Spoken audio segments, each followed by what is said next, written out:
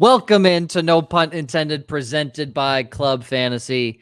It is now the second official show of the offseason at this point, but I kind of feel like it's the first official one because not only do we have a kick-ass guest, but also we're talking free agency. That's obviously the big thing that's about to happen in about a month. Free agency is going to kick off, and we are starting with the most important position in football, the quarterback, which is also probably going to be the wildest position being played out this entire offseason. Joining me, as always, Joshua Hudson and Ryan Weiss. And for the first time on this show, but definitely not the first time you've ever heard of him, also Ryan's boss, Jason Moore of the Fantasy Footballers. Jason, thanks for coming on, man. It's a pleasure to be here. How are you gentlemen tonight? Yeah, dandy. I've got sunny weather. Everybody else is in a freaking snowstorm, so I'm doing great. Yeah, I feel bad. We're in Arizona. It's delightful here. It's just, it's like flip-flops and shorts outside. But stay safe, everybody. I say Definitely stay safe. I'm in Ohio, so we're getting it bad, but we're used to it. So we just kind of take it at this point. Real quick, 1 minute in, already off the rails. Already off the rails. Yeah, I mean, hit me. Couldn't agree more. I mean, I don't know why he's here. I don't know why he's here. I can't smell him through the screen, so I can't really. Yeah, we actually went remote due to body odor, so that's why right now we've set up in a remote environment. It has nothing to do with COVID at all. It's just really I got to get the smells under control. I just can't believe the trolls in the fantasy football community just immediately attacking you, right? Man, yeah, started quick. Just the worst. All right, so like we said, we're going to start off here talking all quarterbacks today. Going to be about 60 minutes of straight quarterback talk. The names I currently have in front of my face are immense. So just looking at free agent quarterbacks, just free agents this upcoming year. Dak Prescott, Jacoby Brissett, Mitchell Trubisky, his fifth-year option was declined by Chicago. Ryan Fitzpatrick, Tyrod Taylor, AJ McCarron, Andy Dalton, Colt McCoy, Robert Griffin III, Matt Barkley, Nate Sudfeld, Cam Newton, Joe Flacco, Jameis Winston, Alex Smith, just to name a few. And then terrible. Those are just the actual free agents. Now the guys potentially on the move: Deshaun Watson, Derek Carr, Jimmy Garoppolo, Kirk Cousins, Carson Wentz, Jalen Hurts, Teddy Bridgewater, Sam Darnold, Tua Tagovailoa, Marcus Mariota, Matt Ryan, Gardner Minshew, Drew Lock. Just to name half the starting quarterbacks in the NFL. Good Lord. A lot of rumors. just a little bit. I want to start with I don't want to start with Deshaun Watson. That's what everyone's talking about. Let's start with Dak Prescott. And Jason, let's just start with the simple question. Should the Cowboys sign Dak Prescott to $40 million a year? Let's just call it that number. Should they sign him to that? Yeah, they should sign him to whatever he's asking for. I mean, it sucks how much you have to pay one position, but you have to. And it's great to have him on a rookie contract, but when that luxury is not there for you anymore, you have to sign them to a giant contract. And you can sign a giant contract and still win. I mean, we've seen that. You go back and look at the last couple Super Bowls. Pat Mahomes had a pretty big rework of his deal. So they've got to give him whatever he wants, and if they don't, I still fully expect them to use the second franchise tag in a row. So when you bring up Dak Prescott as a free agent, I feel like yeah, he is, but I just don't believe it, because let's say you're the Washington football team. You're in division. Your defense is awesome. Your team is great, but you just don't have a quarterback. You back that Brinks truck up to Dak Prescott in division. You say, I'll give you anything you want. We will own this division. I would do that in a heartbeat. And if that happened, which should happen, then if you're the Cowboys, you go, franchise. I licked it. Dak's ours. So you're not on the Taylor Heineke hype train, is what I'm taking from this. Once Dak is franchised, I'm soups in on the Taylor Heineke hype train. Yes. Absolutely. Crack open a Heineke, have a good time. Balls to the wall. It baffles me that Jerry Jones still has not, that they still haven't worked out a deal with Dak Prescott. I mean, in 5 games, he had almost as many fantasy points as Andy Dalton had all season. Like, it's unbelievable to me how much more productive Dak was in that offense, and they still have not been able to work out a deal. It's like, why are you still trying to undercut this guy? Give him what he wants. He is the face of your team. You sucked without him. Like, they sucked. And I know a lot of it was the defense, but at least Dak made it more competitive when that defense was bad early in the season. Yeah, and one of the things I was going to bring up is a lot of people, we talked about all during the early season, the insane passing volume that Dallas had while Dak was in there. It was averaging out to about 50 passes per game. It dropped to 36 when Dak wasn't there, but even if you took 36 out for the entire season, that would still be the 6th most pass attempts by any quarterback. So even if you see the volume dip for fantasy purposes, Dak is still going to be golden next year, and every part of that Dallas team should benefit from having him back. Just quickly, the Washington football team does have $42 million in cap space, so that is a strong possibility if the football team wants to make a dash at Dak. Something I heard a lot on Cowboys radio being in Dallas the past couple of years was that if you're Jerry Jones, who is the GM technically, why the hell would you pay him? Ready? Here's what. Hold on, Josh. I see you shaking your head because I shook mine as well. If your franchise continues to grow in value year over year, no matter what you do, why would you pay the guy? Jerry Jones doesn't care about winning football games anymore. He just wants to make money and eventually sell this team for, I mean, at this point, they're worth $5 billion according to Forbes. Someone would put a bid on that for $8 million easy today. So 5 years down the line, this team may be worth $10 billion he might sell them for. So that's craziness to me. That's absolutely nuts. So from the point of Jerry Jones, a guy who owns the team and is the GM, he doesn't give a shit. He just wants to make his money. He doesn't care. Oh, I don't think that's true at all. I mean, look, at the end of your life, which that's where Jerry Jones is at. Very much so. You stop caring as much about money and you start caring more about, legacy. I think he is the opposite. I think what good does dying with an extra $5 billion do him? He wants a championship. He wants to win games. I actually think he cares not at all about the money compared to the winning. And maybe I am naive or wrong, but that's how I view Jerry Jones. Whether he's good at it or not is a completely other debate. But I don't think he's just after the money at all. I think he's just milking this until the VCR breaks and he can't watch Super Bowl highlights anymore. Well, I think the naivete, whatever, comes from the radio host and the people who are calling into these shows where they have this opinion of what Jerry Jones is or isn't, where what they see and what he's actually doing are two completely different things, and it just kind of speaks to the disconnect. I think Jerry Jones recognizes, I think when Dak first asked for $40 million, it was an insane number, but when you're just seeing how important he was to that team and Mahomes got $50 million, I think we're all starting to realize $40 million for a quarterback makes a little bit more sense than it made when those rumors first started. Yeah, at this point, $40 million for a starting quarterback is cheap money. It's the going rate. Yes, literally, it is the going rate. And it's funny you say that, Jason, because another guy who's highlighted here, Jimmy Garoppolo. I believe Kyle Shanahan came out and said that they had no problem paying Garoppolo because he knew that $25 million was the going rate for a top half of the league starting quarterback.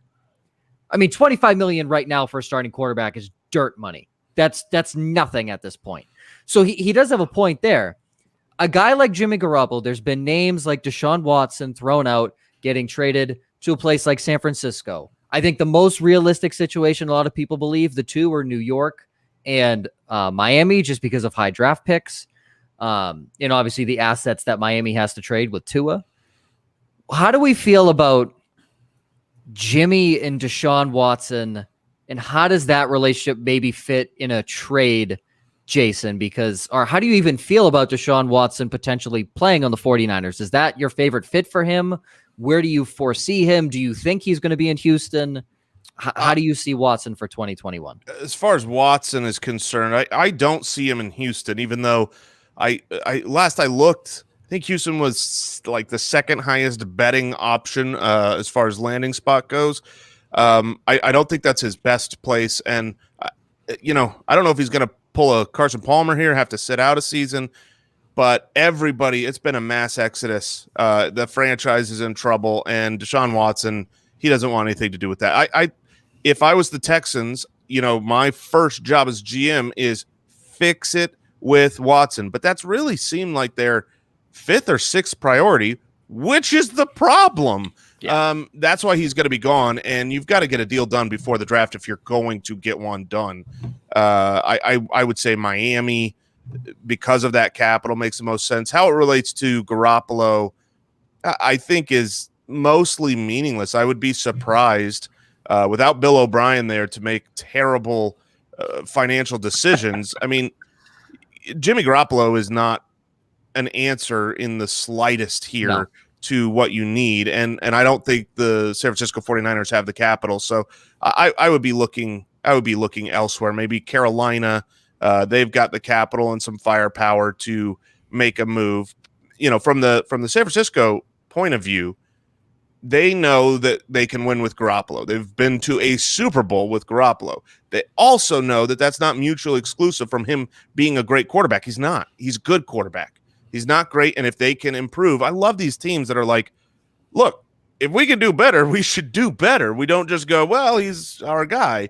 They're going to kick every tire out there. Back in the day when Odell Beckham was on the trading block and when Antonio Brown was a free agent pre all the drama or was in the trading market, they're always looking to upgrade. But in the end, they usually don't. So I expect them to restructure Garoppolo's deal because there's nothing out there better that is affordable for them, and he'll be the starter next year. That was something I never understood when all the fake trade machines started going and the Niners got brought up. It was always draft picks and Jimmy Garoppolo. I'm like, why would Houston want Jimmy Garoppolo? Like that's not going to be the intriguing part of that trade whatsoever. If they're making a move that's going to move out Deshaun Watson and they're not getting a future of the franchise quarterback, they're going to want to go sign somebody dirt cheap as a bridge quarterback until they can get their guy in there. So I never understood any of the Jimmy Garoppolo talk at all. Well, and that's what I brought up last week was that bridge quarterback potentially being Robert Griffin III. When you look at the new coach, Dave Culley, who was with Baltimore, where RG3 has been the last couple of years, you get some of that replication in the skill set with RG3 and Deshaun Watson, where they can both utilize their legs in the offense. Obviously, we know that they're this in terms of talent and levels, but at least it's a veteran. It's a guy that's from Texas. He played at Baylor. There's some wiggle room there, and he's going to come cheap. So there's that bridge, and then hopefully, if you're able to move Watson, if it comes to that point, you're getting more assets in return. Maybe you get a top 3 pick or top 5 pick or top 10 pick, whatever it may be. And then you can find that quarterback that can hopefully do for them what Watson has done over the last 4 years. Jason, we touched on this last week. If you're the GM of the Texans, are you looking, obviously you said fix the relationship, but the relationship is not where it can be fixed. Are you looking to move him or are you going to fight him? No, at that point, I would look to move him. If he's going to sit out the season, the haul that you should get for Deshaun Watson should boggle the mind. I mean, we've seen massive hauls for a left tackle. We saw a massive haul for David Johnson. So even Matthew Stafford. Matthew Stafford's price is the best news you could get if you're the GM of the Texans. So I would be getting as many firsts and seconds and thirds and fourths and a quarterback of the future, in tow, all of that for one player, because that helps my franchise more than having a great quarterback sit and not play.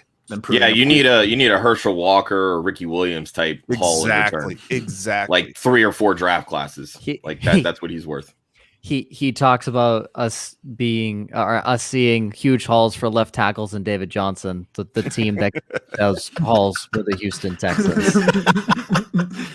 Just absolutely awful trades. If you're the GM of the Texans, are you writing the best letter of recommendation for Bill O'Brien to every other? You're like, oh, dude, you got to get this guy hired, and then just so you can trade the haul so you to can that fix team. I think that's why Adam Gase keeps getting employed. So we have discussed this so many times. Adam Gase has blackmail on every NFL team, every single one of them. That's why he's getting hired. Has to. Before we get into what Nicholas Boas says is your favorite quarterback in Mitchell Trubisky, I don't know if that's true or not. I just okay, all right. That's what I figured. But I want to quickly address Lauren's. This here from Lauren. I don't like chocolate ice cream either, so I don't know what's wrong, Lauren. I think you just need to calm down. Jason, do you not like chocolate ice cream? No, because it's not. I mean, it's nowhere near as good as vanilla ice cream. Thank you. Thank you. Thank you. I mean, look, stepmom Lauren's great, but chocolate ice cream is not. So, both of those are just facts. I'm 100% on Lauren, Andy, and Mike's side that chocolate ice cream is far superior to vanilla. I disagree. I like vanilla because I can mix anything with You can vanilla put anything on vanilla ice cream. Yeah, anything. And that is actually where the discussion happened on the show, was as a base. So. As a base, it's not even a question. Vanilla ice cream. Okay. We have 45 minutes left. I don't want just wanted to quickly touch on this. I thought everyone in the room was going to agree, and I thought we were. You know what? Chocolate I hate all this. day. All right, let's talk Trubisky though, because do we have to? Yes, we do, because I find this so interesting. He has shown flashes of incredible brilliance. For example, the absolute dime he dropped to Javon Wims, that then Javon Wims sub what's the word I'm looking for? Javon whiffs. Javon whiffs. He just plain dropped. It was the best pass Trubisky has ever thrown in his career. So he's shown flashes of that, and then he's shown the other 3 quarters of that Saints playoff game. Yeah. So, Jason, I'll start with you again, because Mitchell Trubisky is your favorite quarterback of all time. Close with Phillip Rivers, those two. Yeah. Up there with Phil. P. River. What do you do? Like, if you're a team in the market for a quarterback, is Trubisky even on your list? Like, if you're Chicago, what do you do? Because they declined the 5th-year option. They can obviously still re-sign him. But what do you do if you're let's just say the Bears at this point? Because you're running with Nick Foles or Trubisky. I think those are your options right now. Yeah, I mean, if you're, I think the Bears have said they're moving on from Trubisky. I think that's kind of known. If I was the general manager of the Bears, I think Trubisky is better than Foles. Is better than a lot of the free agents available. I mean, we talked about the Washington football team, and like he would be better than the other just options out there. He's better than Heineke. The issue is he's not good. He's just better. He's just better than bad. And he shows enough flashes. He has enough tools to be able to just keep you convinced that there's the potential of something good. But the reality is this: we have a super long track record in the NFL of just quarterbacks who are inconsistent. That's all Trubisky is. He is good sometimes. He's bad. He's just inconsistent. You can't have an inconsistent quarterback. You can't have a quarterback that can come out one game and he's accurate and come out the next game and he's overthrowing guys and underthrowing guys. You can win if you've got a great defense, like the Bears have done with Trubisky. He's taken them to the playoffs. I have no doubt that if Trubisky went to the Washington football team and everything else in the division stayed the same as it was this previous year, they would have made the playoffs. But you're not making noise with them. You're not winning playoff games. You're certainly not winning a championship. And so is that good enough as a bridge quarterback? Would you want to draft someone and then sign him? I feel like I wouldn't. I feel like that is the death knell to a franchise. That's staying in that nebulous, I'm not bad enough for good picks. I'm never good enough to be a playoff contender, and that's not what I want for my franchise. So I want to play our favorite game here. Would you rather? Because this is my favorite game. So you're an NFL. Pick a team. Doesn't matter. You're in need of a quarterback. Doesn't matter what team it is. You're in need of a quarterback. That's your number one priority this offseason. All right. Okay. Who would you rather have? It's going to be Trubisky or player X, Mitchell Trubisky or Jacoby Brissett. Jason. Trubisky. Ryan. Trubisky. All right. Trubisky across the board. Mitchell Trubisky or Ryan Fitzpatrick, Jason? Oh, give me Fitzmagic. All right, brother, Ryan. Without a doubt. Oh, I'd take Trubisky. Okay, Josh. I mean, really, they're the same quarterback. One just has a better looking beard. So I would go Fitzpatrick just because I know that's a short-term option. So Fitzpatrick is the ultimate bridge quarterback. Yeah, Ryan exactly. Fitzpatrick. And that's the thing. And this is the trap that NFL teams fall into because they need a quarterback. And you look at someone like Trubisky, they're going to hand him a 3-year deal or 4-year deal instead of, hey, Fitzpatrick's only looking for a 1-year deal if he doesn't retire. And there's controversy about the future. You draft your quarterback of the future and you sign Trubisky, and maybe it's only a 2-year deal.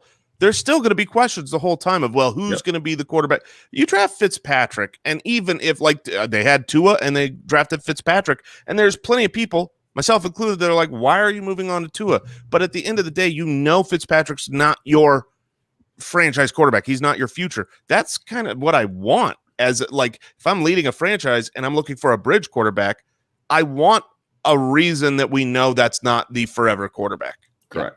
Now, see, exactly. Joe said the team doesn't matter, and Joe, I'm sure you have other players you want to throw at us. If I was running a team like Houston that's going to be bad, I would want Trubisky in that situation. And I understand the whole thing about where we don't want to be bad forever, but we want to be bad enough to get a good pick. If I'm Washington and I have that stacked defense, I want Fitzpatrick in that situation because I feel like you have Terry McLaurin, you have Logan Thomas, you have AG, you have a team that can win with Fitzpatrick right now. Fitzpatrick in Houston, Trubisky in Houston, and nobody's winning. And I don't know that Trubisky can go to Washington and win right now. But with Washington, I don't want to say there's any sort of closing windows, but they just had the second pick of the draft last year. They grabbed an excellent defensive player in Chase Young. They already have a good nucleus on offense. Fitzpatrick can win there. So if I'm a team like Washington that could win next year, I want Fitz. If I'm a team that's just going to lose, I would rather roll the dice on Trubisky and see if maybe there's something there. Yeah, it's funny. Joe said pick whatever team you want, and he meant it as the team agnostic, but immediately I picked the Colts. That's yeah, team to me absolutely. where I'm like, I've got a great team. I just need a quarterback. What do I do? And so that's Fitzmagic as my bridge. Yeah, 100%. Perfect. All right, so Trubisky or Andy Dalton, Jason? Oh, that's fun. That one is really, really fun. Why we do this? Yeah, I think I would go with Andy Dalton because he has already proven he's not the guy. Whereas Trubisky, there's question marks that maybe he could be. I think you'll have fewer issues. And as far as play goes, as far as just what they can do on the field, I think Andy Dalton's probably a little better even now than Trubisky. They certainly have slightly different skill set, but it's close enough to where those other intangibles at the quarterback position matter more, which is how do I bridge to the future? Yeah, you're not paying Dalton near what you would end up paying Trubisky. So it kind of goes back to the situation with Fitzpatrick. Like if you're a team that's on the cusp, maybe go with Dalton. That's somebody that's taken a team to the playoffs before. Yeah. Josh, Demon, Ryan, question? And that's kind of where I am is Dalton, the experience Dalton brings to the table just over with Trubisky. With Dalton, it's less of a dice roll. So you're saving money, and you mentioned earlier that Josh did, that Fitz and Trubisky were the same quarterback. I feel like Dalton and Trubisky are closer to being the same kind of guy, but Dalton, just with the experience he brings to the table, I think he's going to be a better leader in the locker room as well. Yeah. Could Trubisky get his face mask ripped to the side and complete an absolute dime bag down the left sideline against the Raiders with 20 seconds left? No. Could he do that? He can't. Could he do that with an empty pocket? And he could have done that with an empty pocket and no defense. Like that's couldn't do that in practice. Okay. Oh, this hurts my inside. This hurts my soul to say Mitchell Trubisky or Cam Newton. Jason. I hear you, man. That hurts. I'm a Patriots fan. I'm sorry for your lots. Although what you get, it's what you get. I retract my apology. We've had 20 years of success. I'll take it. I would go Trubisky if I had to, because I think Cam is DUN, and if I'm going after the number one pick and that's my goal, all right, you might throw Cam in there, although he can probably win a couple games with his legs. He just looks so bad. I think Cam doesn't get a job again. You say that. There's a 40% chance, according to Mike Reese of ESPN, that he's back in New England. That's 41% higher than it should be. Wow. So they are looking for the number one pick? Is that listen? Oh God. I'm gonna root for the Pats. Obviously, it's gonna be real hard to root for that offense. But Ryan, Trubisky, or Cam Newton, and you know what the right answer is. So I'm 100% Trubisky. Thank you. We don't need much further discussion. I say Josh. Trubisky. Okay, great, fantastic. Just wanted to make sure everyone was on the same totally page. cut Ryan off, but that's all right. Whatever. No, just making sure everyone's on the same page. Jason laid it out. We don't need to. Cam Newton sucks. That's simple. I lost my right to talk about Cam when I kept picking him as a stream of the week candidate. Yep. The entire club fantasy staff went 0-3 on picking Cam Newton, and if you listened to me, you would have won. You would have won. So, this one's interesting, and I think I would lean more towards this guy, but Mitchell Trubisky or Jameis Winston, Jason. I've got a soft spot for Jameis. I would definitely go Jameis. He's shown far more on the field. If you want to talk about, these are two players that can help your team, two players that can hurt your team. Yep. They'll both throw picks. They'll both make mistakes. They'll both be inconsistent. But the positives that Winston can bring are so far beyond the positives that I've ever seen from Trubisky that it's not that close. And you add in the fact that, like, the experience Winston has under his belt combined with his age, he came into the league as a little bitty baby boy. And so now he's like I feel like he still has potential. You know, you've got the Andy Daltons who've been there, they've got the experience, but you know what their ceiling is. I don't think we know that with Winston. I don't think it is a 0% chance that Winston goes on to have a career where he learns how to throw fewer interceptions. I think that that still could be a realistic outlook. Ryan?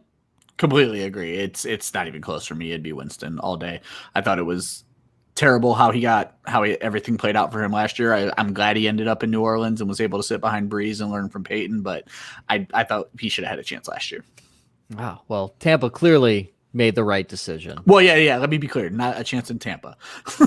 Yes. There were plenty of other teams he could have started. No, I agree. Josh? Oh, Winston. I'm hardly a Winston fan, but I mean, when you throw 5,000 yards and 30 touchdowns, give me that. I know it's going to come with 30 interceptions, but Listen, those two guys are only a year apart. Yeah. Trubisky's 26, Winston's 27. Yep. So, really? Yeah. Wow. I didn't know that. That's and Winston came out in what, 15, and Trubisky came out in 17? Yeah, like I said, when Winston came into the league, he was so young. He was Sam Darnold young. That's crazy. All right. That's actually, I got, it's not really one more, but I just want to transition. The greatest third string quarterback ever in Philadelphia Eagles history, Nate Sudfeld, is on the market. Greatest third string quarterback in Eagles history is really what it boils down to. I think you mean second string because they benched Hurts for him in that. You're right. My bad. My bad. Yeah, my bad. But the I don't even know the debacle in Philadelphia at this point. What happens, Jason? I'm just going to leave it as a blank question. What happens with this quarterback situation? Like, what do you feel is going to happen? And then potentially, do you think that is actually going to happen? Yeah, I mean, I feel like you have to trade Carson Wentz at this point. With the amount of smoke, the amount of fire, the amount of publicity. Look, we've done a live show in Philadelphia. I know how them fans are. And at this point, I don't think for even Carson Wentz's safety, you can bring him back to Philadelphia. There's been enough rumors where I believe them. Early in the offseason, I would have said, good luck finding someone to take on the contract. But even if it's all PR and smokescreen, I think they've backed themselves into a corner where you have to get rid of them. So I think they will go into next season. This is how I'm viewing the Eagles situation, that they will go into the next offseason with Jalen Hurts as their starter. They will build an offense around his skill set, a la what the Ravens did, and do their best to get the most out of Hurts in a new system with a new coaching regime. And Jason, I actually had a listener hit me up on Twitter before the show today and said that you had mentioned that you think Hurts would be a great fantasy asset if that had all played out that way. Do you want to elaborate on that? I do. I think he'll be a top 5 quarterback. I mean, he's, he had 4 games. 2 of those he was a quarterback 1. One of those he was the quarterback 1. That was in a system that was not designed for him in a rookie year. There's obviously a lot of parallel here with Lamar Jackson and what you saw him coming in, being okay, a really bad thrower, and then he improved the next year. Now, he doesn't have the same legs and mobility that Lamar Jackson has, but he's probably in that next tier. He's about what Kyler Murray is when it comes to the ability to run. And so I would say for fantasy, as much as I hate it, when you've got a mobile rushing quarterback, it's a cheat code. I would rather have them than a passing quarterback, unless they're named Patrick Mahomes. So I would say he'll be pretty much a lock to be a great fantasy option next year. And they have receivers that can get down the field. I mean, Kes Watkins can fly. John Hightower can fly. Jalen Rager's got speed. Dallas Goedert's a great field stretcher at tight end. All he's got to do is just 9 routes. Go. And all the Eagles receivers have to do is stay off the injured reserve list. That too. Is how that normally tends to boil down. But the jump because I was down on Jalen Hurts when he came in. The jump he made, I thought, from just Oklahoma to the NFL and how much better his ball looked. Like, I did not expect him to throw the football that well. Kind of getting thrown into the lineup like he did. Carson Wentz, $35 million cap hit this year. He's just under 60 on dead cap. Jason, you're the GM of the Colts now. They have $78 million in cap space. If you're Frank Reich in the Colts, do you want Carson Wentz? Well, if I'm Frank Reich and the Colts, I know whether I want Carson Wentz or not. Frank Reich has worked with him before. Obviously, they were together in the magical time. And if I'm the GM of the Colts, I'm going to go to Frank Reich and I'm going to sit down and I'm going to talk to him. We're going to watch film on this 2020 Carson Wentz, and I'm going to really put my trust in the head coach at that point because Ballard's talked about this. He's like, look, I've looked at drafting a quarterback. Everyone's like, you've got to draft the quarterback of the future. We've done that. We've looked and we want to, but he said, I'm not just going to grab one because we're supposed to, if it's not the right fit. As soon as I do that and they don't work out, I'm the first one out the door. And he's 100% right. Yeah. So I would stake my career on Frank Reich's recommendation. And if he wants him with everything that's going to entail, giving up draft picks, giving up a lot of cap space, I'd be willing to do it. I'd be willing to go get him because obviously you've got a great team, you've got a great defense, and you're a quarterback away. If Frank Reich believes that Carson Wentz's troubles are fixable, then I would go with it. If it's just me and I don't have Frank Reich and I've got to make the decision 100% on my own, I do not give up the capital and the finances for Carson Wentz right now. The biggest rumor that I've heard lately is that the Colts have only offered like 2 seconds for Carson Wentz, as they should. They should. Like they and I know generous at this point. Yeah, it really is. And Philly's trying to hold out because they think that they should be able to get like a Stafford type deal. And I'm like, there's no way you can do that after the season that Carson Wentz just had. There's absolutely no way. And that's why I think they came out with so much. It's almost one of the. I say they came out with it. I don't know if this was the Colts or not, but sometimes and oftentimes it is.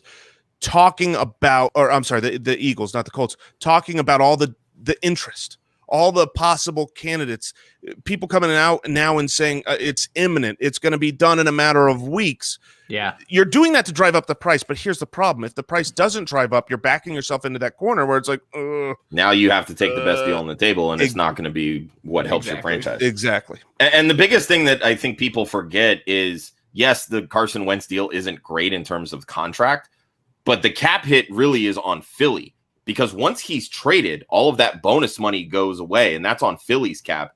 And now you're looking at a contract that's basically Jimmy Garoppolo. It's like $26 million a year, which is chump change for a starting quarterback in the NFL right now. Extremely, extremely cheap. And sorry, I was reading this comment here from FDM NFL. Just wondering if every light in your house is green, Jason, just to stay on brand. Just the one in the camera shot. That's it. No, and I do stay on brand. If we're recording the Spitballers, I make it orange. I mean, we gotta stay colorful. Got a fancy little lamp back there. Yeah. I love it. I absolutely love it. All right, next guy. Sam Darnold. You talked about him quickly, Jason. Like you briefly talked about how Winston was basically Darnold's age when he entered the league, which obviously Darnold is the later version of Jameis Winston. What should the Jets do? Should they keep him? Or should they trade him and draft a quarterback with the second pick, presumably Justin Fields? Because I don't think there's a doubt in anyone's mind that it's going to be Trevor Lawrence going to Jacksonville. Despite, if some people have Fields higher than Lawrence, I still think people know that Lawrence is going one. There was a clip from his pro day where Urban Meyer was basically standing over top of him while he was like reading the next play that he was going to run, and said Urban Meyer was definitely putting his stamp on, this is my guy. Nobody else get anywhere near him. So, I mean, he looked great throwing the football on his pro day, but again, I mean, no pads, no pressure. Yeah. I was gonna say, like, what the best quarterback coming out of the draft should always look good in a pro day throwing the football. So, Jason, as the Jets GM now, you've now transitioned from the AFC South to the AFC East. New hat. What do you do with Sam Darnold? Do you believe in Sam Darnold? Do you keep your trust in him, or do you trade him and try and get as much as you can? I have near the same belief in Darnold as I have in Fields, which is there's hope for both. There's risk for both. I don't think one is a slam dunk great prospect and one is a terrible prospect. And full disclosure here, I have not completed my scouting on quarterbacks on a deep dive. I'm very surface level right now. We spend the season professional, and then off season we're going through rookies. And I usually do quarterbacks last. So I've watched tape, but not like deep. What I believe though is this is a matter of capital and ammunition for your team. So I'm shopping Darnold. I'm looking to see if I can take Darnold, who's only 23, and some draft picks and get a Deshaun Watson. Heck yeah, see you later. You're out of town, and see what you can get. And if there's not a home run, if I can't upgrade the quarterback to a known commodity, then I will probably keep Darnold, even if I'm willing to draft Fields and let them play it out. He's 23 years old. He's got the Adam Gase effect of every player post Gase is good that had to deal with Gase. And while I thought the tape this year on just the film on Darnold was atrocious, just terrible, I don't know if it's all biased towards my hatred of Adam Gase and his coaching and his play calling and all of that, or if it deserves to be more on Darnold. But because of Gase, I'm willing to say this 23-year-old is not, DUN the way that Cam Newton is. Okay. Ryan, I Josh? think there's hope for Darnold, but I don't think he's just going to be an average guy. He's going to be a quarterback that bounces around from team to team, that, will be a backup, come in, sort of, have some good games here and there. But I mean, through 3 seasons now, he hasn't even played a full slate. He's always getting hurt, and even when he does play, that he's a turnover machine. And this was the case at USC. He turned the football over a lot. He just could not protect it. So how are you going to build around a quarterback that is constantly giving the ball to the other team? We saw this with Jameis Winston, and the Bucs cut bait. Yeah, I would agree. But the one thing I would bring up, my comp for Sam Darnold when he came into the league, he reminded me so much of Matthew Stafford. He was just this hardworking, solid guy, good arm, little raw, but obviously super talented. They were both high draft picks. And if you look at the beginning of Stafford's career, he was injury, couldn't finish the season, threw tons, 20 interceptions, 16 interceptions, 17 interceptions. And I think right now, if you could say, what's the potential for a 23? If you could get a 23-year-old Matthew Stafford, would you do that? Heck yeah, sign my franchise up for that. And I do think that's still within the range of outcomes for him. Oh, no, absolutely it is. And I'm not disputing that fact. But the NFL now is different than 5-6 years ago when Stafford came in. Teams don't have patience the way that they did when Stafford came in, right? And the rookie contracts back then were a lot bigger than they are now, too. Like Stafford, I believe, was one of the last number 1 overall picks that signed these $100 million deals right out of the gate. So that team is now stuck with him. So they have to have patience. Nowadays, teams don't have to have patience with first round picks. If you don't light the world on fire and you show that, hey, I'm your guy, they're going to move on. Look what the Cardinals did with Josh Rosen. They moved on. He didn't pop. That's that. Yeah, but he sucked. Well, yeah, Josh he was a first round pick is the point that I'm getting. I know. You know. I totally, and I agree with what you're saying. I just wanted to take a shot at Josh Rosen. That's all. But Jason, there were 9 mistakes made ahead of him, though. If you you have to agree with that. Yeah, 9 mistakes made ahead of him. The one thing I just want to add to what Jason said was, you don't know about Darnold, but you don't know about Fields either. In my opinion, he's not this sure thing. And you have this luxury now of there are going to be teams that really want Fields. I personally would stick with Darnold and look at the haul I could get for that second pick for teams that are trading up to get their QB of the future. And then you can build around Darnold and you have so many more pieces that way. That would be how I would look at it. I think you could get a lot more for that second pick than you could get for Darnold. And Darnold, as Jason brought up, is 23 years old and has a future ahead of him. We don't know what future, but we don't know what future for Fields either. So I got a couple questions here from our writer Chris, and then another one here from FDM NFL. That's a mouthful. But first one from Chris: do you like Mims more with Fields or Darnold? I'll start with Jason on that one. Darnold. I'm always going to prefer a quarterback that has experience. Rookie quarterbacks come in, and despite Justin Herbert, they don't usually throw for 4,000 yards. They don't usually throw for 30 touchdowns. So if you had to peg one of those two quarterbacks to throw 4,028, it would certainly be Darnold in 2021. Okay, Brian? Darnold. Okay, easy. Josh? I'm going to say Fields. I like his arm strength better. I think the way that the NFL is shaping up right now, it's tailor-made for young quarterbacks to come in and pop very quickly. They're going to unleash him. And yeah, I've just seen like Josh Rosen.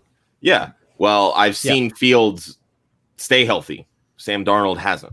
Just like Dwayne Haskins. Not saying he can't, but I would prefer Fields personally. Yeah, sure. You know, Ohio State quarterbacks always play well in the NFL. Sam Darnold. That's not even a question. Sam Darnold. And then a follow-up on that. If Deshaun Watson becomes a New York Jet, gut reaction, where does that vault Denzel Mims to you? So is he top 30, top 24? Is he the wide receiver number 1? You take him in the first round. Where does Denzel Mims fly to you, Jason? That's a sucky question because it's really like I think you have to project a huge increase in total passing volume. And obviously right now we don't know. They'd probably bring in another wide receiver because they need more wide receivers there. I don't think Brashad Perriman and Crowder are the answer. So, but with another year forward, Mims showed a lot. I would say he's probably a top 30 at that point. He'd be a low-end wide receiver 2 or right after that for me. Ryan? That's exactly where I'd put him. Jason said a big jump in passing volume. With the whole San Francisco system seemingly coming to New York, I don't even know that it would be big enough to help Mims all that much. So yeah, top 30 at best. Okay. Josh? I'd say top 24. That I look at the setup, like you've got Matt LaFleur in Green Bay, obviously his brother Mike, now the OC in New York. Look at the target volume with Devontae Adams. Like if they don't add another wide receiver, Mims is their offense. He's going to hog those targets. And I think the upside could very well be top 12, that like wide receiver 1. But I think comfortably he could easily be a wide receiver 2. The Jamison Crowder blasphemy just never ends with you. Sorry.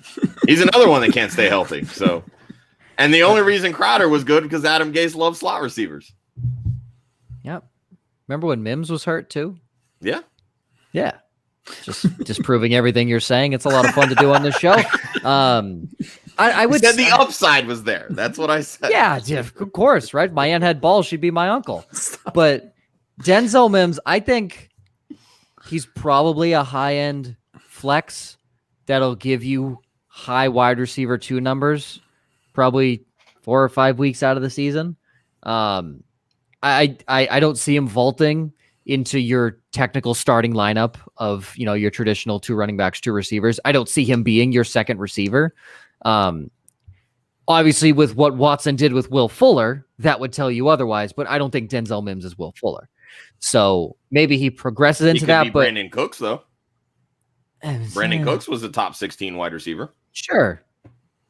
We'll see. But again, I don't see it yet. I think maybe later in the future, and again, this is all hypothetical. I think later in the future, Mims could, progress into that. I love this question. Who is Goff backing up in Detroit is the real question here. FDM NFL, love you, man, woman. I don't know who you are, but you're amazing. Jared Goff, we all have an immense hatred for him on the show, not as a person, simply as an NFL player and how he does his job. So, Jason, let's just start with this. Do you think Jared Goff takes the first snap week 1 for the Detroit Lions in 2021? I think he takes the first snap in 2021. I think he takes the last snap in 2021. I think he takes the first snap in 2022. I think he takes the last snap in 2022. Okay. Yeah, how does that surprise you? Yeah, I'm on the same page. The GM now with Detroit, I believe, was with the Rams, like scouted Goff. Like they wanted Goff in this deal. They believe in Goff. Now, again, I don't, and I know we don't as a collective. So that could very well come back and bite them in the ass. But I'm with Jason on this one. I think at least for the next 2 years, he's their guy. Yeah, and to me, it's as much money as anything else. I mean, he doesn't really have an out until after the 2022 season, unless you want to have, a $25 million cap hit, a $15.5 million dead cap. That's not this. That's, a year from now. Otherwise, it's a $43 million dead cap. You're forced, I think, to have him be the quarterback, and I don't think they're getting the quarterback of the future this year. It's possible in 2022 they draft someone and make that transition there, but he'll be the full-time starter barring injury all of 2021. I agree. I hate to agree on this point, but I agree. And Jason, you said it. After the 2022 season, they can cut him. Doesn't hurt their cap at all. There's 0 dead cap after 2022. So, I mean, you just got to get that point. I think the bigger question is who the hell is Jared Goff throwing the football to? Because they don't have receivers. Because Galladay is a free agent. Yeah. So is Marvin Jones. Yeah, it's the DeAndre Swift and TJ Hawkinson show. Well, signs are starting to point towards franchise tag for Kenny Galladay, though. So, interesting. He will be most unhappy. Yeah. Yes. Oh, God. We saw how well an unhappy Kenny Galladay puts forth effort this past year. So. Oh, my ankle still hurts. I'm not playing. Yeah, he's gonna milk a nice injury next year. All right, the last one that I want to end on here for a quarterback situation. Carolina. We've heard them in a bunch of trade talks, trade rumors all over the place. It's it's kind of feeling like they want to move on from Teddy Two Gloves. Just say everything stays the same. Okay, Jason with the hard agree. Yeah, there is. I don't think there are many teams that are so open about desperately wanting to move on from their active quarterback. Yeah. So everything stays the same. Let's say Bridgewater is still on the roster come April 28th or whenever day 1 of the draft is. At that 108, do you think it's a rookie quarterback drafted? Jason. I think it would. I think they'll trade up from the 108 to draft a quarterback. Or I mean that's what they're doing everything they can to get a quarterback they believe in, and it is certainly not Teddy Bridgewater. That was their hope last year, and they saw enough, and we all saw enough to know. Yeah. Well, all right, best laid plans that doesn't work, and they're going to try to move on fast. You've seen some of the rumors of trading Christian McCaffrey, multiple firsts for Deshaun Watson. Some people have a lot of time on their hands to come up with blasphemy like that. Did you guys see how that story started, though? No, tell me. No. They asked a beat writer what dream move or what crazy move they could see the Panthers make this offseason. So they asked him to reach And so he said, well, I think it would be crazy, but they could do this. And then people are like, this beat writer suggests the Panthers are looking to do this.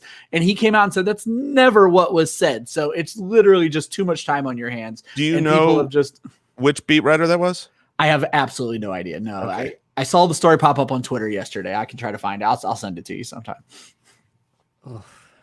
It just seems like such an insane thing that we took this tiny little, like it was an article that was being written and it said, name your most outlandish move. And then everyone took it as the gospel. I mean, welcome to the internet. I mean, this is what we do, right? We take everything out of context and clickbait. Welcome to middle of February, post Super Bowl. Yep. We got to make some stories, people. But I have read enough beat writers to know that the insider information is that they are certainly wanting to move on from Teddy Bridgewater and upgrade the quarterback.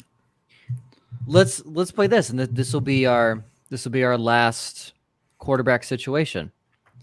If you're the Carolina Panthers, you currently are sitting at let me look here. They're 14th highest in cap space, $27.5 million in their top 51 players. That's what they're looking at right now. If you are the Panthers, do you sign Jameis Winston? Jason.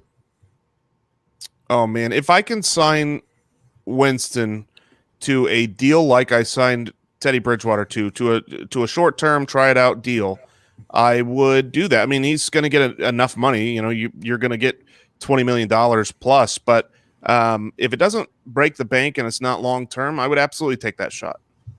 Ryan? Yeah, that's who I would go after as well. If you're looking at the free market, we touched on something last week.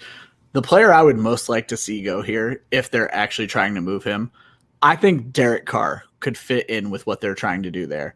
He would be great with Christian McCaffrey, and he has such an accurate deep ball for Robbie Anderson and DJ Moore. I think that would be the guy if it wasn't a free agent that I'd be going after. I certainly wouldn't be giving up Christian McCaffrey to go get Deshaun Watson. If you could land Watson, go ahead, but I wouldn't be giving up Christian McCaffrey and all the draft picks that it would take to make that happen.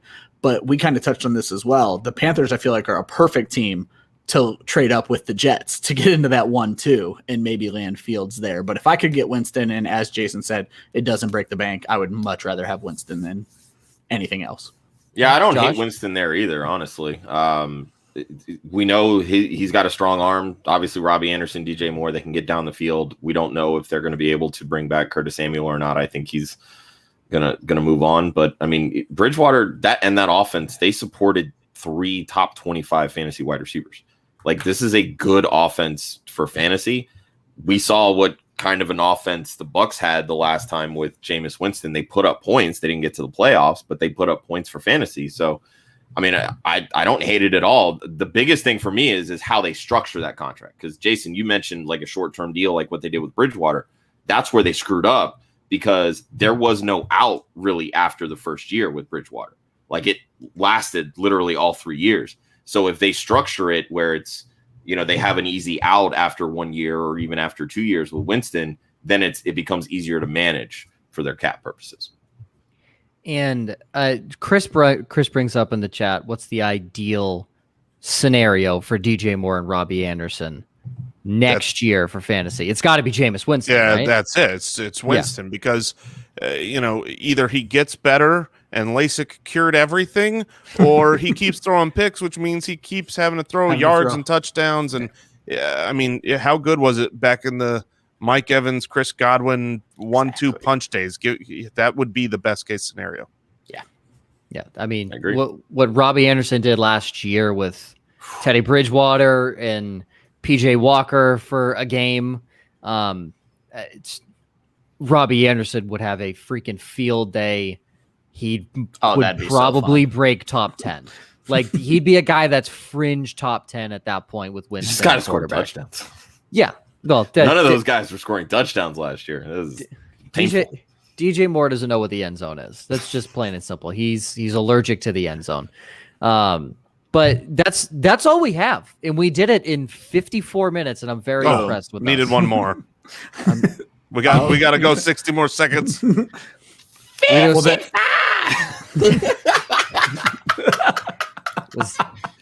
had to add it. Sorry, Jason. That's all right. I mean, an A- for effort. You know. Am I too young to know what that reference No. is? It's the shirt I was wearing the last time when Mike was on the show as well. It is a bit from our show Okay. where every time 55, it's the Sammy Hagar. I say you are far too young to know who Sammy Hagar is. So the reference on their show comes from an old Yes. person thing. Yes. Okay, so that's why I from don't know an, from what an old it's person thing. an old Thanks, person Joe. thing. Everyone's old to me. That's simple. Everyone's old to me. That's all we have. So Yes. I don't. This is it, Jason. This has you been were the awesome. shortest show we've had in a long Yeah. time. Jason, Yeah. tell everybody about the new UDK. Oh man, it's awesome. The Ultimate Draft Kit's always something we put out the last several 5-6 years. It's proven to do well this year. We've got the UDK Plus where we've got a Dynasty pass in there. It comes with DFS information and a draft analyzer. It's your modern day draft tool that actually helps and is updated and current and all that jazz. So that's our main product. Love it. Awesome. I mean, you can also tell people where to find you, but I feel like that's just kind of a given at this point. But by all means, go ahead. You'll find me on your podcast app under Spitballers Pod. That's our other podcast. It just anywhere, fantasyfootballers.com. It links to everything. You can find me on Twitter at JasonFFL, or just maybe in your closet. We'll see. Yeah. Open it up. Talk See if about I'm there. fantasy football with vanilla ice cream, and he just pops up out of Yeah, it's probably more likely the pantry than your closet, but I'm just hanging out, eating somewhere. Goes down for a late night snack at 2 a.m. Jason's just sitting there in the pantry. what's up? What's up? Jason, what are you doing? Nachos? Did you see this Christian McCaffrey news?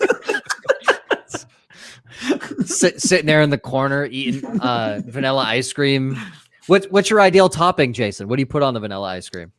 Ideal would be a brownie mixed in, Nice. and marshmallow cream, but that's going fancy. That's super fancy. I'm talking like grocery store. What do you just quick at the grocery store? What do you grab to put on the ice cream? I'm not eating vanilla ice cream with things on it from the grocery store. I'm getting a banana pudding, fancy mixed Excuse in. me. Yeah, there you go. Excuse me. And Wow. who actually has vanilla ice cream as a base at home? That's do people do that? Do people make a bowl of ice cream? You do this? Yeah. What Yeah, is your go-to home topping? Well, have you ever had Bluebell vanilla ice cream? Oh, baby. That's the banana pudding one I'm talking about is Bluebell. Heck Okay, yeah. Yeah, so Bluebell is incredible, and it's only in the South. It is amazing, but I would do some Bluebell ice cream with some chocolate syrup, some sprinkles, and if I had them, gummy bears. That would be my ideal lineup at home. Rock bears. Rock bears. bear. It's what they turn into when they're in freezing cold Well, ice cream. here's the thing. Why do people put gummy bears on ice cream? Hold on. to If break you- their teeth. Listen. I have a science. All if you right. get the small ones, they actually don't freeze. They're Oh, just pebbles. okay. The smaller There's ones. enough science in there. There's Keep enough it- science. Listen, Awesome. I don't understand the science. All I know is that there's science involved. All right. Wrapping up. If you missed the Speakeasy, which dropped last Tuesday, Thursday, when did I put it out? I was very busy last week. I don't really know when we did it. Thursday. Thank you. Yes. It's out. Go check it out. Big announcement. You should check it out. Our YouTube channel. Just find us, Club Fantasy FFL. And next week, we talk quarterbacks with Jason. We have another amazing guest who was also on our Women of Fantasy Football shows, Kate Majzouk. Did I get it? Majuk. It's just one flowy word. Okay. Kate Majuk from Ball It's like Blast. mahjong. Majuk. Yes. It is. Kate Majuk. I'm gonna nail that for next week's show. Kate Majuk, our Women of Fantasy Football guest from Ball Blast Football, will be joining us to talk free agent running backs, just like we did here with Jason with the quarterbacks. We're doing that all month long into March, leading up all the way to free agency, and we have Kate joining us next week to talk running backs. One last time, Jason. Thank you very much. This was awesome. Thank We you, appreciate you coming on. Thank you, Jason. It's a This is pleasure awesome. and a good time. I hope you guys crush running backs a lot better than we did here with quarterback. We think, Kate's going to be awesome. It'll be way better. Kate's going to be awesome. She'll carry the show. For the One Hudsonian, the Fantasy 5, Jason FFL, and myself, Joe_Zolo. You can follow Club Fantasy on Facebook, Twitter, and Instagram at Club Fantasy FFL. The URL is clubfantasyffl.com. Always remember, defense wins championships, offense wins fantasy football. We will see you next week for our running back free agency preview with Kate Majuk of Ball Blast Football.